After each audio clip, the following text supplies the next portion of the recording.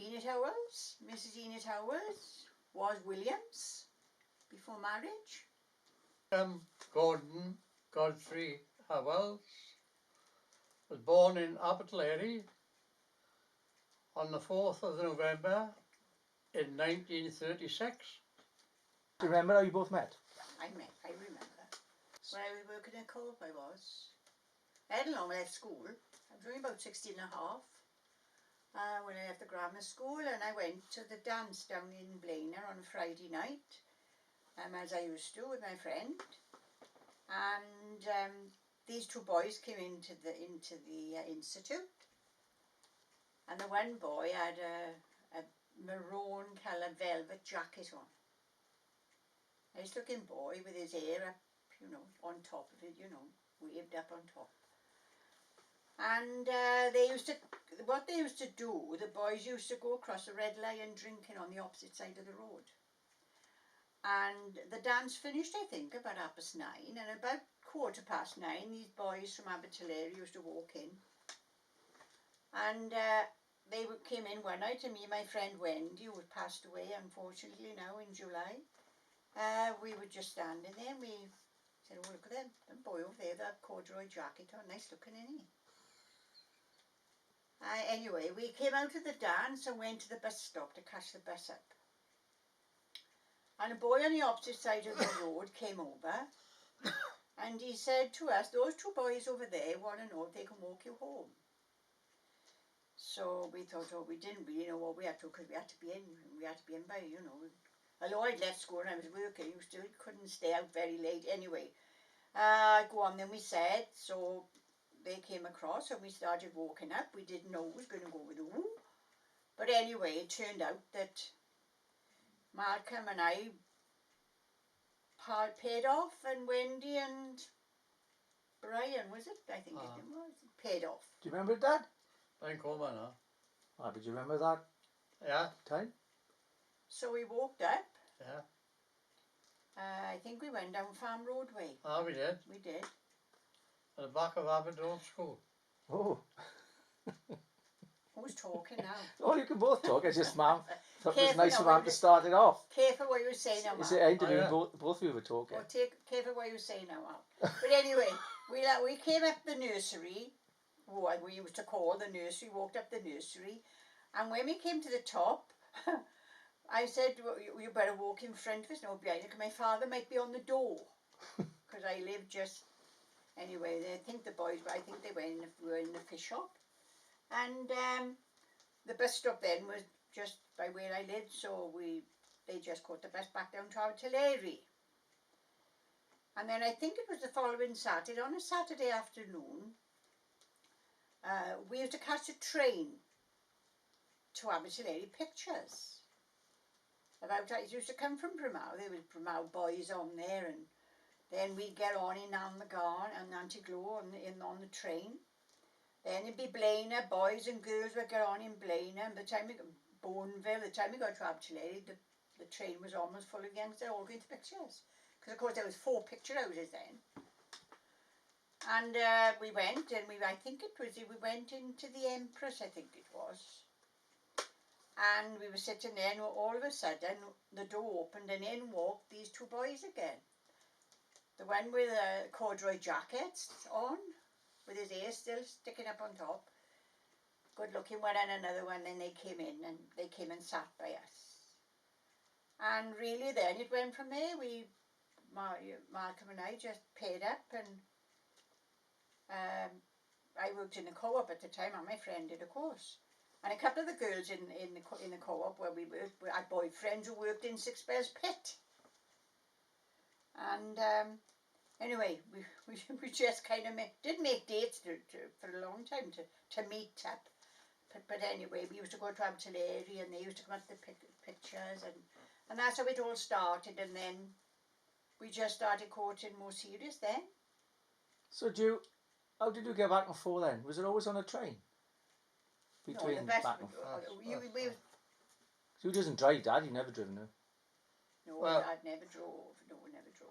I come up with my buddy, Brian Coleman, from Abertillery, up on the bus, and on a Sunday, and we'd never been to been to chapel in our life. I always went to Salvation Army. So we went in the Human Chapel where Enid was and Wendy and sat in the back. And that's when we come up and met them up in Nantiglow. Dad had never been to Nantiglow before, did you, Mark? Never heard of Nantiglow. He's never been to Nantiglow. And that's where we started, and then we started going serious then. Well, you know, meeting up then, making dates, and I used to work, as I say, I worked in the co-op, in the check office, they call it. And I used to go down to Abtillery then to the pictures on the bus. I go straight from work, you know, in Blaenau, straight on the bus, catch the bus to Abtillery. Dad would always meet me on the end of the arcade. And then we would sometimes go down into the cafe, the Cottonwood Cafe then, closed now.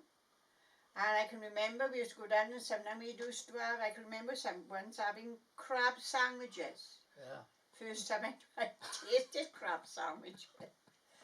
And of course, Malcolm was working a pit and he didn't care what he spent on me then. He used to treat me, you know, to if I fancied something in the Sandra, they used to call it, a ladies' shop in the arcade there, when we got coating a bit stronger. And if I fancied something in the window, he used to buy it for me. And then we used to go to the sweet shop and get sweets or chocolates, whatever, go to the pictures. And we used to come out then, and Malcolm sometimes used to come up on the bus with me. Sometimes he didn't. He'd put me on the bus. So how old would you have been then? I was only about 17, 16 Well, you were or 17. 17. Right. And Dad's what, 2 years older than you? 2 years older, yeah. And I can remember going down to the arcade once and he wasn't there. He wasn't there, and I thought, oh, heck, you must have him now. He was not here. But anyway, I thought, oh, well, I'll wander up. I remember I didn't know really where he lived, but I'd never been there. But anyway, I can remember going up to the house in Queen Street, Abbottillery, knocking on the door. And his mum came to the door. And I told her who I was. I said, I'm Enid, because I hadn't met her at all. And she was coming in, love, you know.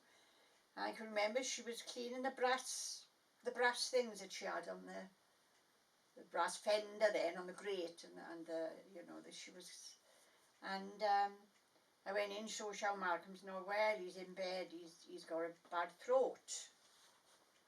So anyway, she can come up and see me for like. So I went upstairs, and there was Malcolm in bed. And well, I just sat there. I shouldn't have been there, really, should I? If he had a bad throat, but still I was there, and that was the first time then that I went to his mother's, and I can always remember his mum, well, and his dad, of course, but I can remember his mother coming up to the bedroom when Malcolm was ill that time, and there was a little electric fire, just a little small square little electric fire. Put that on, and she came up with a tray, and she brought me a drink and a chocolate or whatever, and she treated me like, you know, like I was somebody special. I felt like that anyway. And then we just got more serious then, and we decided that we would get engaged when I was 18. Malcolm was 20. We got engaged.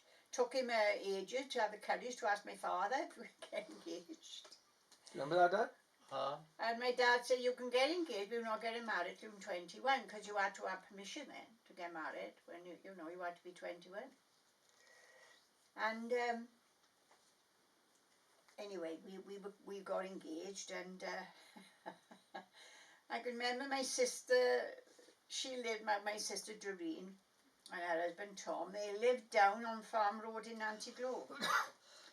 And they were like 3-story houses belonging to, Crochet Bailey. They'd been built for, there were people living in the bottom and there were people living in the top, and my sister lived in the top. And there was a pub called the Bush. Now, when I used to talk to my mother, my brother-in-law, my 2 brother-in-laws used to, well, one especially used to drink a bit, and my mother and father were never very fussy on drink. And I said, no, I said, Malcolm don't drink. Malcolm don't. And of course, because Malcolm been to the Salvation Army till he was 15, they thought he was quite religious. His mother went and his brother. And I said, no, Malcolm don't drink. Of course, I got caught out in that lie, didn't I? You know, you should never say lies, really. Because one day we went down to Market Road to visit my sister, and my brother-in-law took Malcolm to the bush to have a drink. And who should come down and visit my sister but my mother? And she said, oh, where's Malcolm? Where's Malcolm then? And I said, oh, he's gone with Tommy. Oh, gosh, you should kind of thought Tommy would kind of lead him astray. But, of course, he did used to have a drink. But anyway, we got engaged, and then my sister in Brimau, our Iris, she used to let 2 rooms because the house she was living in used to be an old pub. And she always used to let the 2 back rooms out. And they went empty, you know, when we got engaged, they went empty. And we asked them, would they keep the rooms for us? So we thought we'd ask my father if he'd get married. And after, you picked up courage, Mal, didn't you? Took you a while, didn't it? Remember much about to it, ask Dad? my father if we could get married, and he said we could get married. So we got married on the 21st of March, 1959. And we lived up in Brimau with my sister Iris, my brother-in-law Ron, and my niece Diane. And we lived there for about, was it 2 years? I don't know where, it was about that time. But in between, of course, I was, as I said, married in 1959. In 1960, in May 1960, our Kevin was born. He was born in Nanticlow Hospital, and we were living up in Brimau then, of course. And of course, I always I was a member of Herman Baptist Chapel in Nanticlow, where I'd gone since I was little, and I was Sunday school teacher, and secretary of the Sunday school, and always involved in singing there, loved singing. And got married there, of course we did. And then I used to come down on a Sunday then to chapel and leave Kevin with my mother. And Malcolm used to go out on a Sunday night, didn't you, Malcolm, to Blaina with Graham, wasn't it, to the Blaina Rugby Club, didn't you? Yeah. Yeah. And I used to come up on the bus to Brimau. And I can remember there was somebody on the bus, and he used to help me. He used to carry out Kevin up the street for me. Somebody who lived near it. But then, anyway, we had a chance then of a house belonging to Herman Chapel on the Garn. There was a little house, a cottage really, going for rent, belonging to the chapel. And of course, I applied for it. Well, there was another lady in for the chapel as well. An elderly lady who lived, I don't know why she had wanted it, but she was in for it. And so they decided they would have a voting box. So they put a box in the porchway of the chapel, and every member that went in had to vote who they wanted the house to have the house. I think they were afraid, they were afraid to offend this lady. But anyway, I had the house. I had the house down in... it was so strange. We had lovely, lovely, lovely neighbours there, Mr. and Mrs. Roberts. And it was right at the bottom of the cemetery. And oh God, it must have been spooky. But in the night, the lavatories, we used to go on there, they were down the gully, as we called. We had to go down there. They were no flush toilet. And very often I'd come out of the back door in the night to go to the toilet. And Mr. Roberts would be coming out of his back door. We'd be going to the toilet at the same time, me and him, with either the torch or the candle. It was funny then, and then in Malcolm, of course, worked in the pit. I gave up work once Kevin was born. I gave up work. Well, in 1964 then, I had Gary. 10th of October 1964. Kevin was born the 17th of May 1960. And they went to the school, of course the boys did, went to the local Garnbach school as I did. And then this house where we live in now, King Street in Nanticlow, 14 King Street, was belonging to Mr. and Mrs. Khan. Now Mrs. Khan was the organist in our chapel, and she had a grand piano, and she used to get a group of us girls together, and we were always practicing singing for anniversaries and all the rest of it. So I spent quite a lot of my time in the house we're living in now when I was young, when I was a girl, as I said, singing. And St. David's Day then used to be a big day. And Mr. Khan was a teacher, and he used to make us these Welsh hats, which were more like chimney pots than hats, really, because they were made out of cardboard and all the rest of it, and we had these different things going on. And then I think Gary was about 4 perhaps, must have been. And this house we're living in now was up for rent. We found out that they were going to move in and they were renting. So straight away I went and asked if I could, and of course Mrs. Carr knew me so well, but they were only so pleased that to let me have the house. And that's when we came to live here in about, Guy was about Kevin was 8, yeah, Guy about 4 and Kevin was about 8, I think, when we came to live here. And of course we've always loved living here because, you know, not on the opposite side of the road from where I was born, Raid anyway. Raid was building, which is on the opposite side of the road. And we've lived here then in of course then Herman Chapel closed. And because I had a friend going to Prims, June O'Loughlin, June Webb then, I went down to, no she wasn't, she was June O'Loughlin then. I went down to Prims Chapel, I went further down, just down the road. And then that was in 1986, in 1991 Prims closed. And I landed up over the Wesley Chapel in Antiglo, where I've been going ever since. And Elaine was born, then we had Elaine. She was born in 1970. And of course I had a good friend then, Marlene Lewis, who was Palmer. I had a good friend there, we were very good friends, and our children used to bother a lot together, and that's, you used to work afternoons, Mark, didn't you? Nah, yeah. We'll say something then. So did you, it's like, when he was working down Six Bells, how did you get to work then? Well, You'd have the bus down? yeah. He was working shifts, was he? Yeah. Well, in mostly days and afternoon. I never worked a lot of nights, but I did now and then. When we lived in Burmah, you used to go down to Six Bells by train, didn't you? By train, yeah. No? Haven't I told you that on it? I don't know. Well, we can start afresh. You might have told you that. That's a couple of years ago you told us that stuff. So, and the fella you used to travel with was killed in the explosion, wasn't he? Yeah.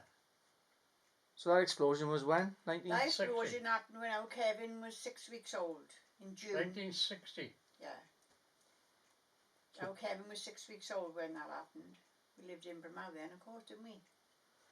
I told you about that, Alright, tell me now, so what happened on the day? So what happened, Dad? So, well, I told you when I used to catch a train from Ramau.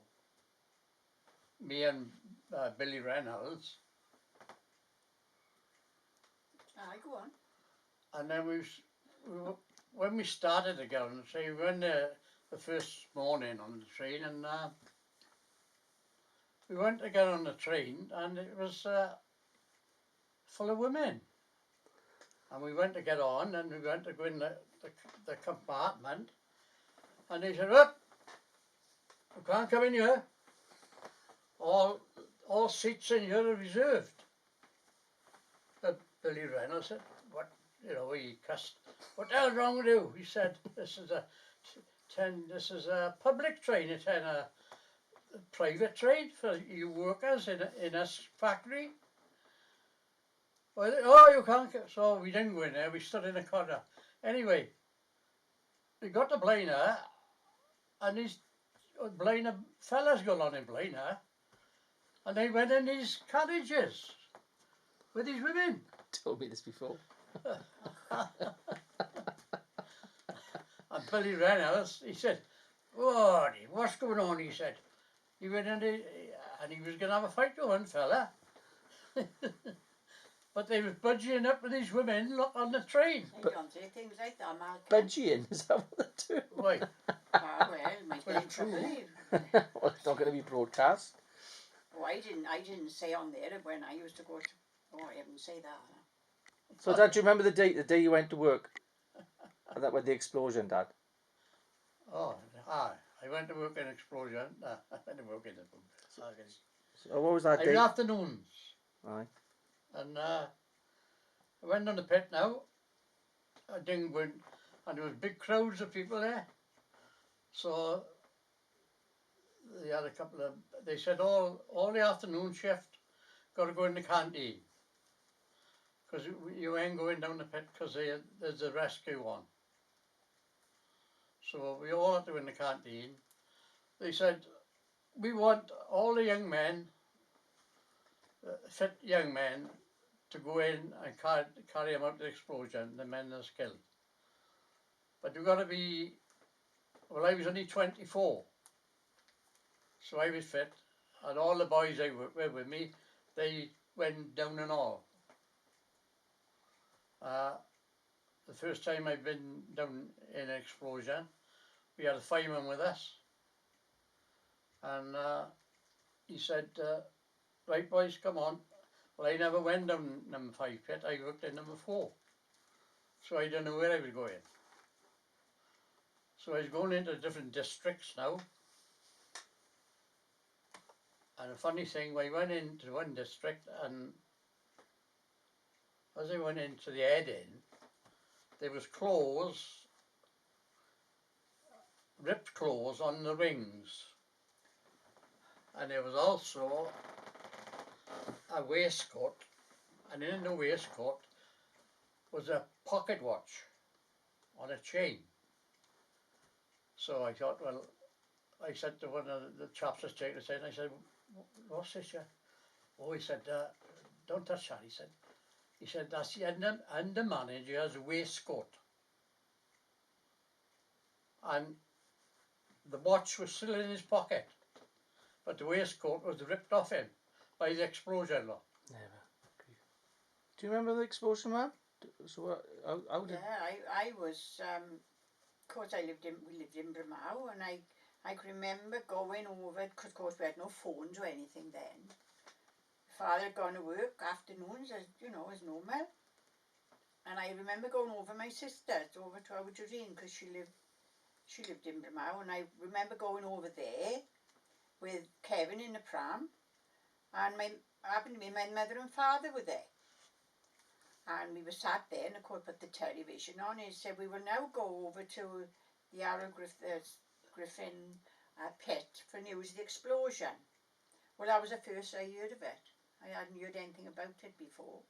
And of course, Malcolm had gone to work, and naturally I thought he was it because it didn't say anything about the time or anything. And I can remember being getting a bit hysterical, and of course Kevin was only 6 weeks old, and I was feeding him myself. And my father said, no, now calm down. Now he said, we tell you to find out. Anyway, I can remember going all the way down the street to get a paper, an Argus, so if I could find anything in there. And that's how I found out then that the explosion had been in the morning. I see you knew Dad was all right. So I could imagine the state the state I was in, because as far as I was concerned, he was in it. But thank God he wasn't. And then I went back home then, later back to where I was living in Bramau. And Malcolm must have come home late hours, early hours of the morning. Well, and from then on, of course, they didn't have to go to work, did you? How long was you off work? About a fortnight? You didn't have to go to work, did you, for a week or two? I went down about the afternoon shift, 2 o'clock. Well, we didn't go down the pit, and then I got home then about 10 o'clock at night, I think it was. No, it was later than that. Yeah. It was early hours of the morning. It was about 1 o'clock, 12 o'clock. And you can imagine then, you didn't have to go to work then. So how old was you then, Dad? Was I 24? Well, so Kevin was And born in 1960. how did it happen? Yeah, he was 24. we had to put our working clothes on to go down the pit to carry him out. Well, I went down the pit with about 4 men, and they was quite a bit older than me. I said, what have we got to do now? He said, we're money down here to carry the deceased out. Like, well, I said, where are we going to find them? Because I didn't work in number 5 pit, I worked in number 4. Well, come with me, we show you. And on the rings was a chalk mark. And by the chalk mark was a body. I'm going backwards now, aren't we? And I don't know what to say about the next bit. But Well, you told me before, it was a bit gruesome, innit? But just gruesome, innit? Yeah, when you don't go into detail. Yeah. but it wasn't very pleasant. But No. but you got the guys When I out. walked in, there was a chalk mark on the ring, and I looked across. There were 4 of us there, 5. And it happened to be the fella that dressed by me at the bars. You had a job to recognise him because you're black. Don't go into. No, that's all right. So then we went up the pit then, and there was, funny thing, there was nurses there cleaning the bodies of the deceased. And we was walking through the bars, and we didn't think there was these nurses there, and we was walking through the bars with a towel on our shoulder, just marching through. And these nurses were looking at them. You had no clothes on. So on a more cheerful note, what was it like to live on the Garn years ago then? So you had shops, loads of shops, didn't Oh, you? you've done the garden, aye. Knew Oh. everybody. So Knew what? everybody. We had shops. Oh, I don't know. We had shops. The Workman's Club. Clubs and. Well, I used to go to the Workman's Club every night, I think. You used to, yeah. About I 9 never o'clock. did, of course.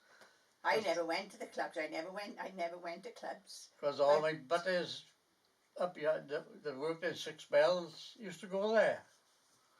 And that's where I always went. Go in the lounge with with the chaps I work with, like. I remember the trips.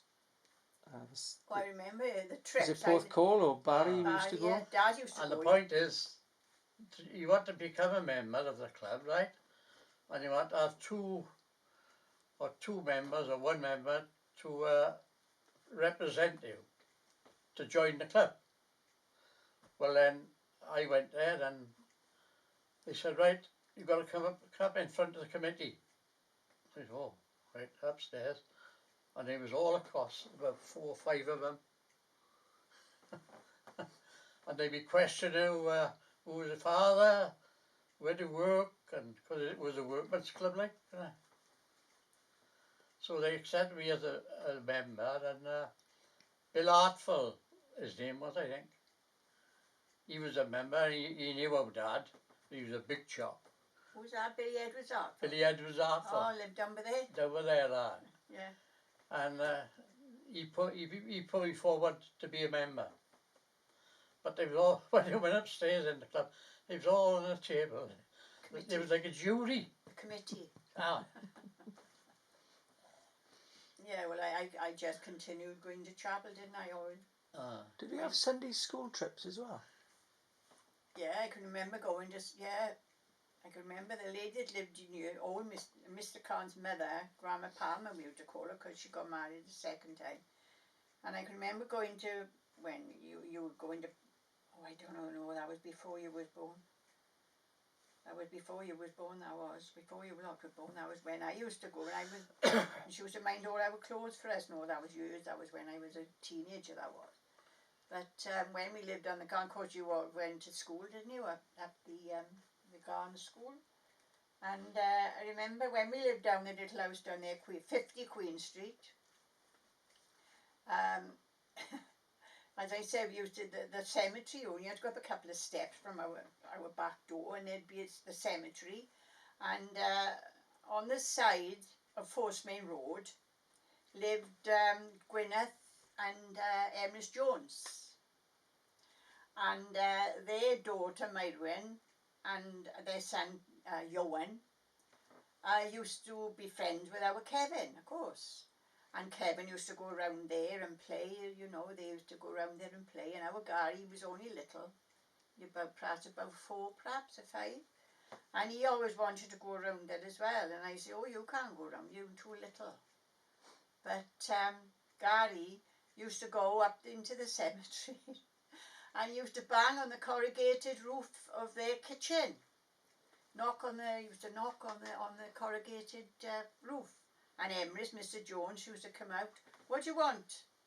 And he said, can I come over, Mr. Jones? And he said, come on. And he used to lift him over, he used to go over the, and play in there. And I don't know, Kevin was very happy sometimes. And it was the same with Yowen and Myrwin. Yowen didn't want Myrwin to be with him and Kevin. But she used to insist that, and then very often it would end up that Myrwin and Kevin would be playing on their own, where they'd be playing, and Yowen would be elsewhere. But it was loads of fun there, and very often Mrs. Robert next door's grandson used to come down, and then Paul Bull, who used to live next door to the chapel, used to come down, and the kids used to play up the cemetery. Didn't think nothing of it, you know. And of course, very often Gary would be gone. You couldn't see him because he was only little, and the grass would be so long. And I'd be shouting, and I can remember Mrs. Roberts next door. She used to have a big white fluffy cat. And in the night, the cat would go out, and late in the night, Mrs. Roberts would go up the cemetery. She wouldn't worry her a bit. And she used to have it to put in a cardigan or something over her head if it was cold, and she'd be going puss, puss, puss, puss, puss, puss, and people going up Four Spring Road very often used to have a bit of a fright because they could hear this woman in the cemetery calling a cat. Didn't you try to extend the garden, Dad? I better say that. You can say you want. We only had a small patch of garden at the back of the house, a bit of grass. So I thought, oh well. Which wasn't really a garden, it was just what you fenced off. I thought, well, better have a bit garden, make a bit bigger, like. And I thought, oh, I only go back about 3 foot. So I went back about 3 foot. I started digging now. I was going to put a fence there. And I started digging, and I found bones. And I was digging in the cemetery. We don't know what bones they were. Could be I don't know bones. what that was. I don't know what it was. Didn't we have a tortoise when I was a kid? We had a tortoise. Don't happen to him. He might be still in the cemetery now. He got lost up a I cemetery. remember going to work one morning. I used to go to work. I used to catch a bus up at the Four Spring pub. I had to go up the hill, didn't I? At Four Spring Road. I started to walk up the hill, and I heard. All right, man. And he looked across, and Ozzy lived that now. Who lived in with He used to live in that house, and he lived with Gwyneth and Ernest. Well, he had the toilet door open, didn't he? Lavatory. And he was on the toilet. And he was a cough man. You remember my lot. The thing was, on the garden then, there was characters that you knew, you know, and we knew everybody, you know, everybody knew everybody.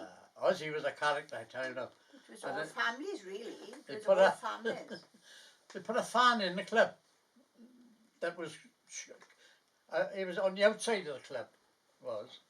Fan. For a fan, an electric fan, for air to go into the foyer. Ozzy went across one morning and he'd seen this fan and he didn't know what it was, like. Good God. He was shouting and bawling, there's something going on in the club, and it was only a fan going round. Perhaps he had some learning difficulties. But the kids used to. Then of course we moved over here then before Elaine was born about 2 years after we moved here. So we've been living here now ever since before Elaine's 51, and we've been living here about 53 years. You must be one of the longest residents on the garden then. So there's not many of the people, it's all different now of course, but kids used to enjoy it on the, you know, sliding down the backs on cardboard like all other kids used to, and make sleighs in the snow and all sorts of things like that they was doing. And then of course Gary got interested in birds, and Kevin got interested in the bowls when he was about 15, I suppose. And then Gary, of course, he was all birds. He was always up early in the morning out with his camera and all the rest of it, which he's carried on ever since. You've always got a camera with it. And Elaine she was good at sports in school and went through teenage years, how it is, you know how it is. And then Kevin got married first, married Jane. I can't remember exactly what year it was now, but 38, well, 40 years ago now. He's 38, 39 years. Well, the best thing that happened here is when Bob moved in next door. But that's right now. Listen, you've got more to say before that. Well, really? What am I going to say then? Mum was going through it in order, I think. I was. Well, Kevin was... Life order. Kevin was married first, and then Gary was married, and then Elaine was married, and brought the 5 grandchildren, which we've always been proud of. And now, of course, we've got our little Lottie, our great-granddaughter, and expecting another one. Our Delmy is expecting their baby in November. But then go on, Mark, say about Bob. Well, when Bob moved in, out in the back, outside the back, it was all nettles and everything. You couldn't walk out there hardly, and there was only a small path to walk through anyway. And when Bob came here, him and Carl Jacob, they decided to clear them all, and that's what we done. So that was done during lockdown, wasn't it? Because I was going to ask. First lockdown. Because I was going to ask you about lockdown, right? So lockdown has been hard. So how have you found lockdown? Well, we've been lucky that like everybody else. We were very fortunate. We got family, to care for us, like. And we just had to get on with like everybody else. But it was difficult. Couldn't go to chapel, But I think, well, I say the garden is different now because the club's gone and, everything is different. We've only got one little shop left now, which, that we use. And, but as I say, for lockdown, Kevin just used to fetch our shopping for us, and then Gary or Elaine would do whatever we needed, and they were always there for us. So we've been better off than a good many. It was just that you couldn't get about. And of course, we didn't think it was going to last so long because when it started, of course, Malcolm, you was away in the pit, wasn't you, in Bournemouth with the miners. So you should have said something about that. You could have. But well, don't leave it all for me to talk, Mark. You say something. Oh, no, I said well. Because Dad was away, wasn't he? And then it came in, didn't it? Dad was away, and I was down didn't one of the fellas who went away with? He died of COVID, didn't he? He did. He did. No, he didn't. Oh, the one. No, he didn't die of COVID. They thought he might have. No, he didn't. But of course, Graham. Tony Williams might have. No, he didn't, did he? Because we found out that he didn't. But I was down in Cumbrae then in Wendy that weekend, because I used to stay down there with her. My friend Wendy, who I was friend with always, passed away now in July this year. But I was down there staying with her when it all started, and then from then on we came home and we had to stay March the 18th, I think, that was about 2020. He died during COVID, because when he died he was in the hospital over... but who are you on about now? Tony Williams.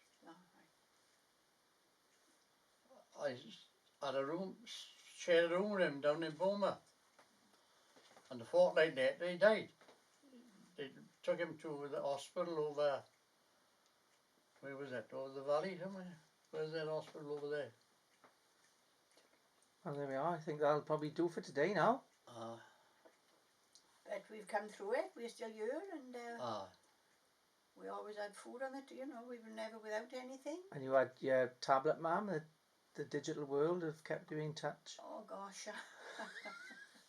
Persuaded me to have a tablet. Try Dad bonkers. Tried me with a tablet for me to keep in touch with them during the pandemic, because of course we couldn't meet up. And I thought I can't do that. It was to see our little Lottie, because she was only little, of course. You have done it, haven't you? And then I struggled, and I can do a little bit, not much now mine, but do a bit of Facebook on there. But it really, the last couple of years, Malcolm lost his brother Graham in February 2020, and then I lost my sister in 2020, and now my friend from Cumbrahm, she passed away this year. So, you know, they've been, and Dad, this fella's dad I've known, Norman Ball, and that, you know, they've gone. So, but like everybody else, you have your good times and your. Well, you pair still going well. You still got each other. So Malcolm's almost is 85 now in November. I'm going 83, so we're lucky. We've been married 62 years. I've got a good life. That's the thing. So we can't complain, can we? 10 over yet, mine. No. I got to hang on for. There's a lot of people who didn't get to 40. No, I've been lucky. Touch wood. I've never been in the hospital in my life. No, you haven't. Right, I think I'm almost running out of power now. So thank you, Enid and Malcolm. Right. And we'll catch up with you again. Yeah. Is that right? ITV News.